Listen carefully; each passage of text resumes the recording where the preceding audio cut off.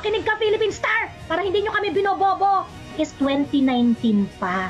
Kasi 2018 pa lang siya pupunduhan. Anong sabi ni Ma'am Aquino?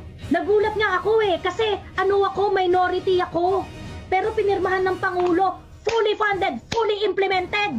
Researching is very simple. Hindi ko alam kung bakit hindi nyo magawa.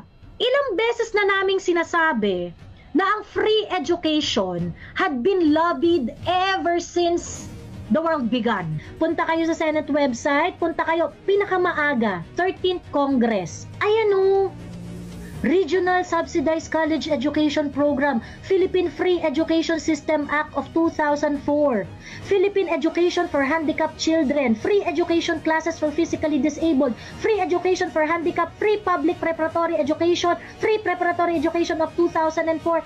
This is what we're telling you, Ang daming nagsulong nito before Bam Aquino.